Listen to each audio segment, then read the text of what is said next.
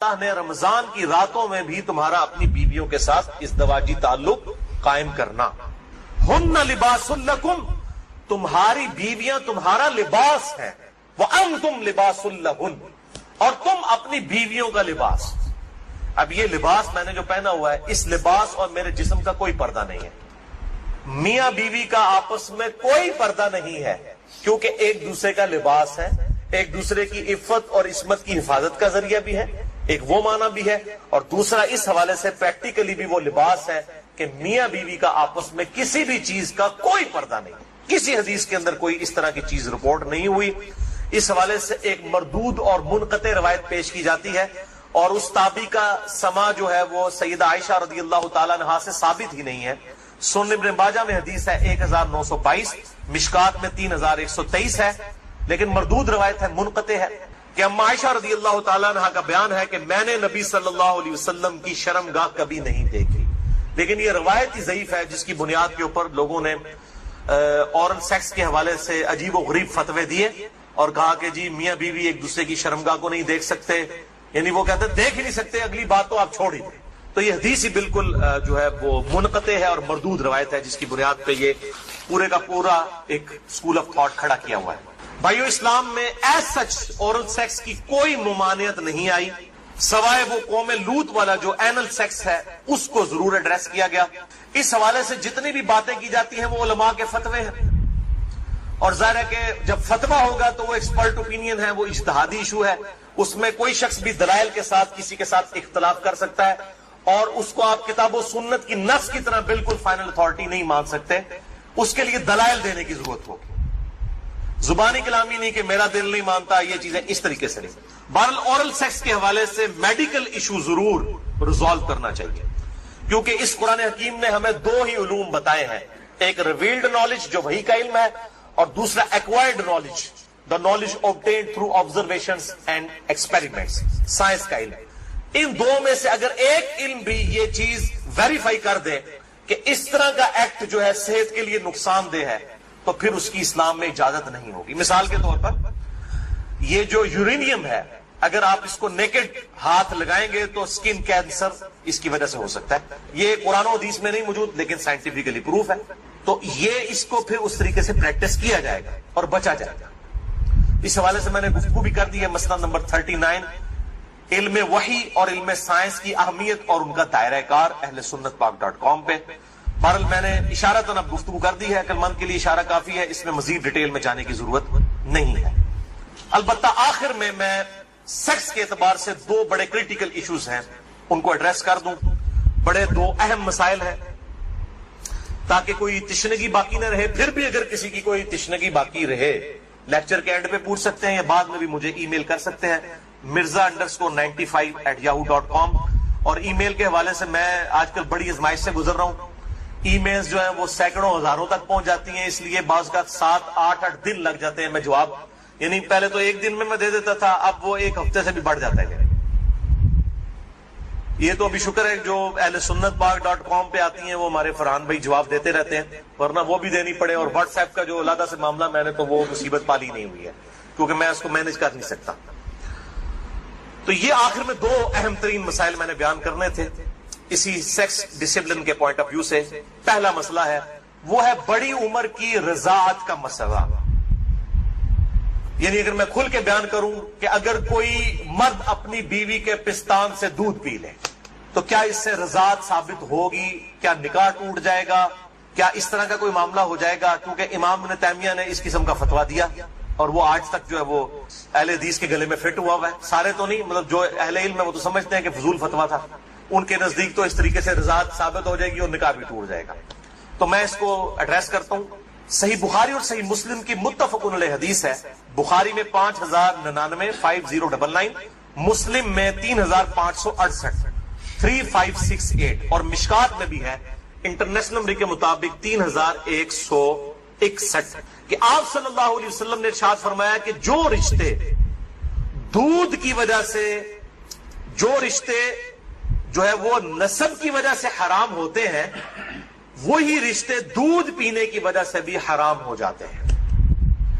یعنی اگر دو مختلف ماں باپ والے بچوں نے کسی ایک کامن عورت کا دودھ پی لیا ہے تو اس عورت کی جو اولاد ہے وہ ان کے بہن بھائی بن جائیں گے دودھ کے رشتے کی وجہ سے. تو جس طریقے سے نسب جو ہے وہ حرمت والا رشتہ بنا دیتا ہے، اسی طریقے سے رضاعت کا رشتہ دودھ پینے کی وجہ سے بھی اسٹیبلش ہوتا ہے، اور وہ ایک دو بار دودھ پینے سے نہیں. وہ صحیح مسلم میں 3597 نمبر حدیث ہے، مشکات میں 3167 3167 کہ کم از کم 5 مرتبہ اگر کوئی عورت دودھ پلا دے کسی بچے کو تو پھر وہ بچہ جو ہے اس عورت کی جو ڈائریکٹ اپنی اولاد ہے اس کا وہ بہن بھائی بن جائے گا 5 دفعہ کم از کم. تو وہ محرمات ابدیہ میں داخل ہو جائے گا جن کا ذکر سورۃ النساء کی آیت نمبر 23 چوتھے پارے کی آخری آیت ہے سورۃ النساء آیت نمبر 23 میں. ہمیشہ کے لیے جو حرمت والے رشتے ہیں یعنی ماں باپ کے ساتھ، اس طریقے سے دادی دادا، اس طریقے سے چچا تایا ماموں، یہ سارے رشتے جو حرمت والے ہیں وہ اسی ایک آیت کے اندر بیان ہوئے ہیں سورۃ النساء آیت نمبر 23. بھائیو اس حوالے سے جو احادیث کچھ پیش کی جاتی ہیں کہ اگر کوئی عورت پیالے میں اپنا دودھ نکال کے کسی مرد کو پلا دے تو وہ اس کے ساتھ حرمت والا رشتہ اس کا اس طریقے سے بن جائے گا، تو وہ اس کے لیے محرم ہو جائے گی. تو وہ احادیث منسوخ ہیں اور ان کی ناسخ حدیث صحیح بخاری اور صحیح مسلم دونوں میں موجود ہے. اب امام ابن تیمیہ ان حدیثوں کے اوپر عمل کر کے انہوں نے فتویٰ دے دیا کہ اگر کوئی مرد اپنی بیوی کا دودھ پی لے تو نکاح بھی ٹوٹ گیا، ہمیشہ کے لیے وہ حرام ہو گئی. اور یہ سارا معاملہ حالانکہ یہ حدیث موجود ہے بخاری اور مسلم دونوں میں. صحیح بخاری میں انٹرنیشنل نمبر کے مطابق 5102، صحیح مسلم میں 3606 اور مشکات میں 3168 3168 کہ نبی صلی اللہ علیہ وسلم نے ارشاد فرمایا الرضاعۃ من المجاعہ کہ جو رضاعت کا رشتہ ہے یہ بھوک کی عمر تک ہے. جب بچہ بھوک کی عمر میں دودھ مانگتا ہے یعنی زبان سے نہیں وہ مانگ سکتا، بھوک کی عمر تک رضاعت کا رشتہ رہتا ہے. اور وہ قرآن حکیم میں 2 سال بتائی گئی ہے دودھ چھڑانے کی عمر. تو آپ صلی اللہ علیہ وسلم نے کلیئر کٹ فرما دیا کہ جو دودھ چھڑانے کی عمر ہے اس دوران اگر کوئی بچہ دودھ پی لے اور وہ بھی صحیح مسلم کی حدیث کے تحت 5 مرتبہ تو تب رضاعت کا رشتہ، دودھ کا رشتہ اسٹیبلش ہوگا، ورنہ نہیں ہوگا. تو اب جو بڑا مرد ہے وہ تو 2 سال کا تو نہیں ہے. تو اس میں ظاہر ہے کہ بالکل امپلائڈ ہے کہ اگر کوئی اس طرح کا معاملہ کر لیتا ہے تو نہ رضاعت قائم ہوگی اور نہ میاں بیوی کا آپس میں کوئی نکاح ٹوٹنے والا معاملہ ہوگا. دوسرا اہم مسئلہ آج کا آخری وہ ہے میرے بھائیوں عزل کا ایشو، یا ماڈرن لینگویج میں کنڈوم کا استعمال. عزل عربی میں کہتے ہیں الگ ہو جانے کو، یعنی جب میاں بیوی ازدواجی تعلق قائم کریں ڈسچارج کے وقت وہ الگ ہو جائیں، اس کو کہتے ہیں عزل. اور اسی کی ماڈرن فارم جو ہے وہ کنڈوم ہے. فیملی پلاننگ کے پوائنٹ آف ویو سے بھی استعمال کرتے ہیں. اس میں کوئی شک نہیں ہے کہ مفلسی کے ڈر سے فیملی پلاننگ کرنا اسلام میں قرآن حکیم کی آیات کی روشنی میں اس کی کوئی گنجائش موجود نہیں ہے، قطعاً حرام. لیکن اگر عورت کی صحت کا ایشو ہو یا اولاد کی تربیت کے پوائنٹ آف ویو سے کسی کے لیے کوئی ریسٹرکشن ہو وہ معاملہ الگ ہے، اس کے اوپر وہ والا فتویٰ نہیں لگے گا. اور اس کے ثبوت میں 3 حدیثیں پیش کروں گا، تینوں صحیح بخاری اور صحیح مسلم سے. لیکن اس میں یاد رکھیں کہ جو لوگ اس حوالے سے مرد اپنی نس بندی کروا لیتے ہیں یعنی سیکچولی ڈسیبل ہو جاتے ہیں ہمیشہ کے لیے، جان بوجھ کے میڈیکلی کروا لیتے ہیں، یا عورتیں اپنی یوٹرس نکلوا دیتی ہیں، اگر کوئی بیماری یا کینسر والا ایشو نہ ہو وہ الگ بات ہے کہ جی تاکہ جی ہمیشہ کے لیے معاملہ اسٹیبلش ہو جائے، یہ قطعاً حرام ہے اور بدعت کبریٰ ہے. یہ اللہ کی شریعت کو بدلنا ہے، اللہ کی تخلیق کو بدلنا ہے. سورۃ النساء نمبر 119 کے تحت یہ قطعاً حرام اور شیطانی فعل ہے. کوئی مرد جو ہے اپنے آپ کو خصی کروا لے یا کوئی عورت اپنی یوٹرس اور ہم جو ہے وہ حمل کا جو ذریعہ ہے اس کا رحم اس کو نکلوا دیں. البتہ عزل جو ہے اس کی اجازت ہے. اس کانٹیکسٹ میں 3 حدیثیں ہیں، تینوں بخاری اور مسلم سے. پہلی حدیث صحیح بخاری میں 5208، مسلم میں 3561 اور مشکات میں 3184 کہ جابر بن عبداللہ کہتے ہیں رضی اللہ تعالیٰ عنہ کہ قرآن حکیم نازل ہو رہا تھا اور ہم اپنی بیویوں کے ساتھ عزل کیا کرتے تھے. اللہ تعالیٰ نے قرآن حکیم میں اسے منع نہیں فرمایا، اور جب نبی صلی اللہ علیہ وسلم کو ہمارے بارے میں خبر پہنچی کہ ہم عزل کرتے ہیں یعنی بیویوں کے ساتھ جب صحبت کرتے ہیں تو ڈسچارج کے وقت الگ ہو جاتے ہیں تاکہ اولاد نہ ہو، تو نبی صلی اللہ علیہ وسلم نے بھی ہمیں منع نہیں فرمایا. نبی پہ تو واجب ہوتا ہے منع کرنا، اور یہ جابر بن عبداللہ وہ ہیں جو 74 ہجری میں فوت ہوئے ہیں. آپ صلی اللہ علیہ وسلم کے بعد بھی 62 ایئرز تک 62 سال تک زندہ رہے ہیں اور بخاری اور مسلم کی کئی احادیث کے راوی ہیں اور 7 سب سے زیادہ 7 احادیث روایت کرنے والے صحابہ میں سے یہ ایک ہے جابر بن عبداللہ انصاری رضی اللہ تعالی عنہ وعلیہ السلام. تو وہ کلیئر کٹ کہہ رہے ہیں نہ قرآن میں اس کی حرمت آئی نہ نبی صلی اللہ علیہ وسلم نے ہمیں عزل کرنے سے منع کیا. دوسری حدیث بھی بخاری اور مسلم کی متفق علیہ حدیث ہے. بخاری میں 4138، مسلم میں 3544، مشکات میں بھی موجود ہے 3186 کہ صحابہ کہتے ہیں کہ ہم اپنی لونڈیوں کے ساتھ صحبت کیا کرتے تھے اور پھر ہم عزل کر لیا کرتے تھے. تو ہم نے نبی صلی اللہ علیہ وسلم سے عرض کیا کہ ہم اس طریقے سے عزل کرتے ہیں، الگ ہو جاتے ہیں، ہم نہیں چاہتے کہ ہماری لونڈیوں سے اولاد ہو. تو آپ صلی اللہ علیہ وسلم نے فرمایا کہ کیا حرج ہے کہ اگر تم اپنی بیویوں کے ساتھ عزل نہ کرو، کیونکہ جس جان نے دنیا میں آنا ہے قیامت تک کے لیے وہ تو آ کر رہے گی. لیکن آپ نے منع نہیں فرمایا، آپ نے فرمایا جتنے مرضی ہیلے بازی کر لو، جتنے معاملات مرضی کر لو، جس جان نے دنیا میں آنا ہے اس نے آنا ہے. اور وہی اگلی حدیث ہے تیسری صحیح مسلم میں 3556، مشکات میں 3885. ایک صحابی نے عرض کیا کہ ہمیں یہ چیز ناپسند ہے کہ ہماری لونڈیوں سے اولاد ہو. تو آپ صلی اللہ علیہ وسلم نے فرمایا کہ پھر تم اپنی لونڈیوں کے ساتھ عزل کر لیا کرو. اس حدیث میں ہے کہ آپ نے خود کہہ دیا کہ کر لیا کرو اگر تم چاہو. پھر آپ نے ساتھ ہی فرمایا لیکن جو جان مقدر ہے دنیا میں آنا وہ آ کر رہے. یہی ہوتا ہے، وہ جناب وقفے کرتے رہتے ہیں، اکٹھے ہی 3 بچے ہو جاتے ہیں، پھر سارے کے ساتھ وہ کہتے ہیں پتہ ہی نہیں چلا. پتہ تو نہیں چلے گا، ظاہر ہے یہ معاملات تو اللہ کے ہیں. اور آپ کو بتاؤں یہ جو اولاد والا معاملہ ہے یہ خالصتاً اللہ تعالیٰ نے اپنے پاس رکھا ہے. کئی پیغمبر ہیں جو بے اولاد ہیں، اور سورہ شورا کے آخری رکوع میں آیا اللہ تعالیٰ جسے چاہتا ہے بیٹے دیتا ہے، جسے چاہتا ہے بیٹیاں دیتا ہے، جسے چاہتا ہے دونوں دیتا ہے، جسے چاہتا ہے بے اولاد رکھتا ہے. نبی صلی اللہ علیہ وسلم کی ساری بیویاں بے اولاد ہیں سوائے حضرت خدیجہ کے، یا ایک سیدہ ماریہ ہے، ان سے ایک بیٹے ابراہیم پیدا ہوئے، وہ بھی فوت ہو گئے. آپ کی ساری اولاد حضرت خدیجہ سے ہے، باقی آپ کی بیویاں جتنی ہیں وہ بھی بے اولاد ہیں. کیا ان کو اولاد کی تمنا نہیں ہوگی؟ سیدہ عائشہ کو، سیدہ حفصہ کو ہوگی، لیکن یہ ایکسکلوسیو اللہ تعالیٰ کا ڈیسیژن ہے. تو آپ صلی اللہ علیہ وسلم نے فرمایا کہ جو جان مقدر ہے وہ آ کر رہے گی. پھر کچھ عرصے کے بعد وہ صحابی حاضر ہوئے اور کہا یا رسول اللہ میری لونڈی جو ہے وہ تو امید سے ہے، حاملہ ہو گئی ہے.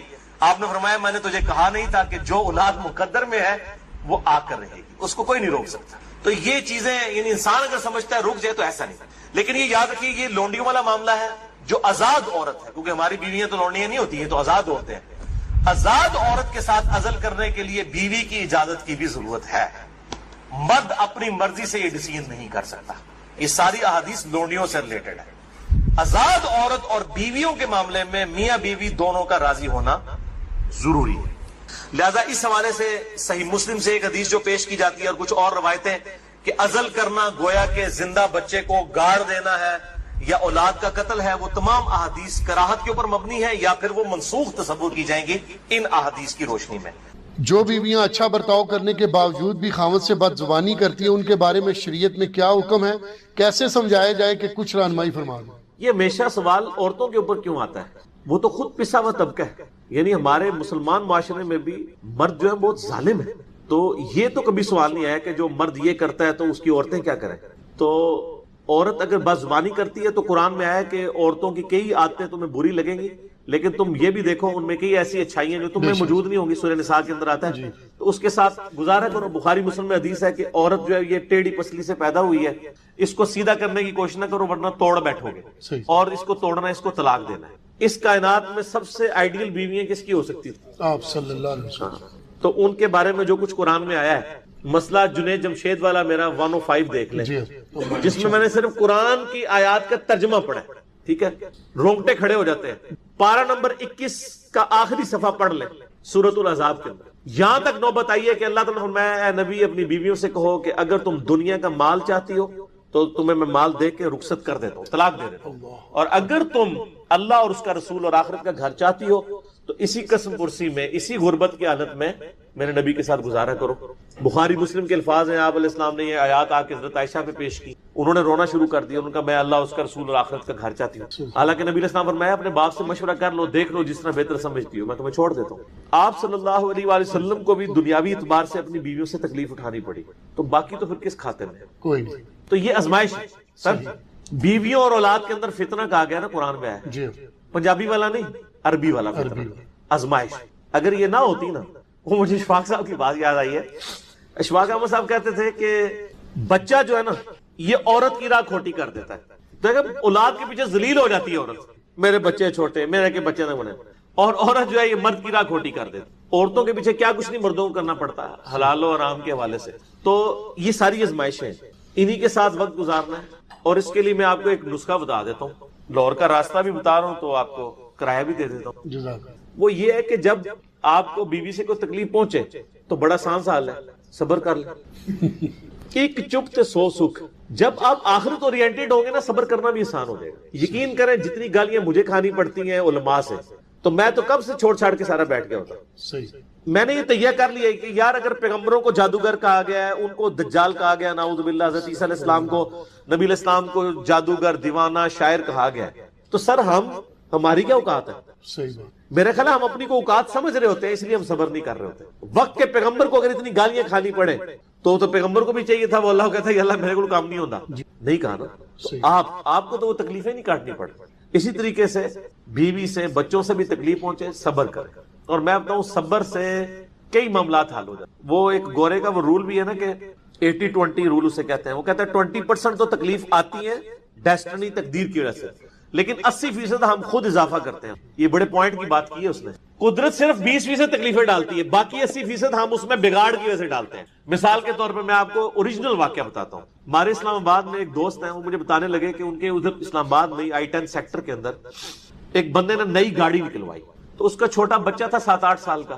وہ آیا تو اس کے ہاتھ میں کوئی پرانی چابی تھی، اس نے اس کے اوپر یوں لکیر مار دی۔ اب نئی گاڑی کے اوپر لکیر، اگر ویسے دیکھا جائے تو کیا فرق پڑ گیا یار؟ جی اگر اسی گاڑی میں ایکسیڈنٹ ہو اور اس کا بچہ مر جائے اور اس کے اگینسٹ آفر کی جائے کہ بچہ چاہیے نئی گاڑی، تو کیا کہے گا وہ بچہ؟ اسی بچے نے زندہ حالت میں اگر اس کے اوپر یوں مار دیے، ایک لائن ہی پڑی ہے نا، وہ ٹھیک بھی ہو جائے گی، وہ پوری بھی تباہ ہو جائے گی، بچے کا ایکویلنٹ تو نہیں۔ اس کو اتنا غصہ آیا، اس نے اس بچے کو دھکا دیا، وہ بلندی سے نیچے گرا، اس کا شولڈر نیچے جا کے لگا، وہ اتنا ڈیمیج ہوا کہ اس میں پھر پیپ پڑ گئی، حتیٰ کہ اس کا یہ بازو کاٹنا پڑ گیا۔ تو یہ جو تکلیف تھی اس کا 20% تو اللہ کی طرف سے آیا تھا نا، 80% تو اس نے خود کیا۔ اچھا، اب وہ پوری زندگی اپنے بچے کو، گاڑی تو پھر بھی آ سکتی ہے، تو وہ بچہ جو ہے اپنے باپ سے ابھی تک گلہ کرتا ہے کہ بابا یہ میرا بازو جو ہے وہ تو مجھے نہیں ملے گا، آپ کو تو گاڑی مل جائے گی۔ وہ پوری زندگی اپنے آپ کو معاف نہیں کر سکتے۔ اسی طریقے سے بعض اوقات لوگ آفس سے لیٹ ہو رہے ہوتے ہیں تو جناب اوور سپیڈنگ کرنا شروع کر دیتے ہیں۔ بندہ نیچے آ سکتا ہے، بندہ نیچے آ جائے، مر جائے، یا اتنا بڑا نقصان اٹھانا پڑ جائے، تو بعد میں آپ کہیں گے یار اس سے تو بہتر تھا میں اگر لیٹ ہوا تھا تو میں دفتر سے چھٹی کر لیتا، یہ عذاب جو میں نے ڈال لیا اپنے اوپر یہ بہت بڑا ہے۔ ٹھیک ہے، ایک دفتر سے لیٹ ہونے کی وجہ سے اتنی آپ نے تکلیف کاٹی، وہ 20% آپ پہ آئی تھی، 80% آپ نے خود ڈال لی اپنے اوپر۔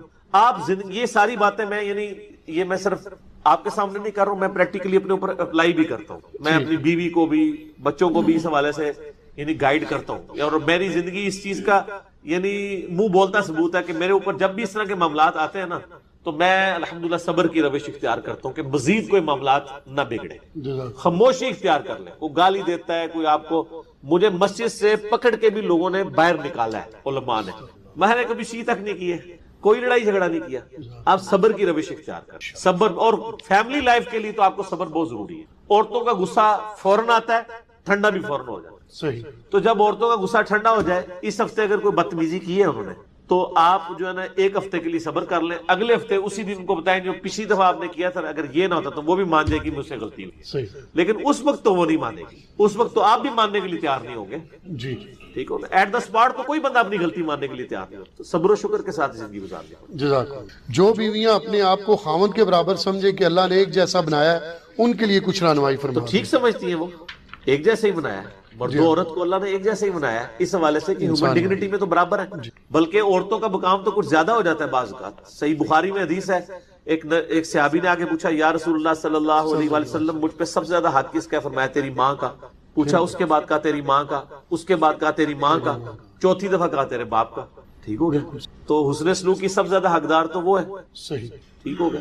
تو اس طرح کے معاملات میں دیکھیں تو عورتوں کو اللہ تعالیٰ نے، پھر سنسائی میں حدیث ہے کہ تیری جنت تیرے ماں کے قدموں کے پاس ہے، یعنی ان کی خدمت کر کے. ٹھیک. وہ جلاد قسم کے جو خاوند ہوتے ہیں نا, وہ شادی کے بعد نا اپنی بیویوں کہتے ہیں اون تیری جنت میرے قدمہ کھول ہے. ٹھیک ہو گیا نا. تو وہ مجازی خدا اور عجیب و غریب قسم کا کانسیپٹ بنایا ہوا ہے نا. ہیومن ڈگنیٹی میں برابر ہے. باقی قرآن یہ کہتا ہے الرجال قوامون علی النساء, مرد عورتوں پر حاکم ہے, اس حوالے سے کہ ان کے اوپر خرچہ کرتے ہیں. وہ مینیجریل پوائنٹ آف ویو سے دیکھا گیا. صحیح. ظاہر مینجمنٹ میں تو 72 سیٹر گاڑی ہے تو ڈرائیور تو ایک ہی ہوگا نا. 72 بندے تو یہ نہیں کہہ سکتے کہ جی میں باری باری چلانا ہے, ایک نہیں چلانا ہے نا, جی جس کو چلانا آتا ہے, باقی اس کے پیچھے رہیں گے. اور وہ جو ڈرائیور ہے وہ یہ نہ سمجھ لے کہ میں اب جب جہاں مرضی ٹھوک دوں میرے ہاتھ میں اسٹیئرنگ ہے, نہیں. تو یہ ایک بہت یعنی ایک موٹی سی مثال ہے. تو عورت کی عزت کریں, عزت کروائیں گے. عزت نہیں کریں گے, میں آپ کو ایک مثال دے دوں کہ اگر ایک مرد خراب ہو جائے نا اس کو تو ٹھیک کیا جا سکتا ہے. صحیح. ایک عورت خراب ہو جائے اس کو سارے مرد مل کے بھی ٹھیک نہیں کر سکتے. بالکل. اس لیے عورتوں کے ساتھ پیار محبت کا رویہ رکھے. صحیح بخاری میں حدیث ہے, نبی علیہ السلام نے فرمایا میں اپنے بعد سب سے بڑی آزمائش تم پر تمہاری عورتیں بیویاں چھوڑ کے جا رہا ہوں. بخاری مسلم میں حدیث ہے, نبی علیہ السلام ایک دفعہ سفر میں تھے تو عورتوں کا قافلہ الگ سے آپ مینج کرتے تھے. تو وہ جو عورتوں کے اونٹ ہانک رہا تھا نا بندہ, اس کو نبی علیہ السلام بار بار کہتے تھے آہستہ آہستہ ہانکو, شیشیاں پڑی ہوئی ہیں اس پہ. اللہ. یعنی عورت کو اللہ نے صنف نازک بنایا نا, تو نبی علیہ السلام یعنی یہ چیز کا بھی ریگارڈ کرتے تھے. تو اب مجھے بتائیں جو اپنی بیویوں کو مارتے ہیں, ان کے اوپر تشدد کرتے ہیں, یہ اللہ کو کیا منہ دکھائیں گے؟ اور اس کی وجہ سے بڑے یعنی میرے تک تو بڑے معاملات اس طرح کے پہنچتے ہیں. میں تو سوچ بھی نہیں سکتا کہ یعنی کبھی کوئی شخص اس طریقے سے بھی ظلم کر سکتا. آپ کو اگر اللہ نے حاکم بنایا تو آپ اپنا حوصلہ بھی ویسا ہے. ٹھیک ہو گیا. باقی یہ حدیث ہے بخاری مسلم میں کہ میں نے عورتوں کی کثرت دوزخ میں دیکھی ہے اپنی زبان درازی مردوں کے اوپر کرنے کی وجہ سے. وہ سر مرد بھی پھر اس طرح کے ہو نا, جی, تو مرد بھی بہت سارے دوزخ میں جا رہے ہیں عورتوں پہ ظلم کرنے کی وجہ سے. صحیح بخاری میں حدیث ہے کہ ایک عورت بڑی نیک تھی, اس نے ایک بلی کو قید کر دیا کہ وہ بھوکی پیاسی مر گئی. تو نبی علیہ السلام نے فرمایا کہ وہ دوزخ میں. بلی تو جانور ہے, اور جو انسانوں کے ساتھ ظلم کرتے ہیں, کیسے کیسے ظلم نہیں کرتے ہیں یعنی مرد عورتوں کے ساتھ, کس کس قسم کی ان کو اذیتیں دیتے ہیں. اور خصوصاً ایسی عورتیں بیچاری جن کے یعنی پیچھے ماں باپ فوت ہو گئے ہوتے ہیں, بھائیوں کے یعنی وہ اس کے اوپر ہوتی ہیں, وہ پیچھے بھی نہیں جا سکتی, ادھر بھی ان کے اوپر پورا یعنی باہر کا غصہ اکٹھا کر کے نا وہ آ کے اپنی بیویوں پہ نکالتے ہیں. تو نبی علیہ السلام نے ویسے ہی تو نہیں فرمایا کہ تم میں سب سے بہتر وہ ہے جو اپنے بیوی بچوں کے لیے بہتر ہے. سر میری اپنی زندگی کا تجربہ ہے کہ جتنے خوش اخلاق میں نے باہر دیکھے ہیں نا وہ اتنے ہی بد اخلاق ہیں اپنے گھر کے اندر, الا ماشاءاللہ. اور یعنی میں آپ کو پرسنل بتاتا ہوں, میں جتنا باہر ہوں نا بد اخلاق اتنا ہی گھر میں ہوں. ٹھیک ہے. یعنی میں یعنی طبیعت میری تھوڑی سی اس حوالے سے ہے, یعنی وہ ظاہر ہے کہ یہ اسٹرکٹ طبیعت نہ ہو تو پھر مینیجیبل فارم میں چیزیں نہیں چلتی. یعنی کالج کے پرنسپل اگر سخت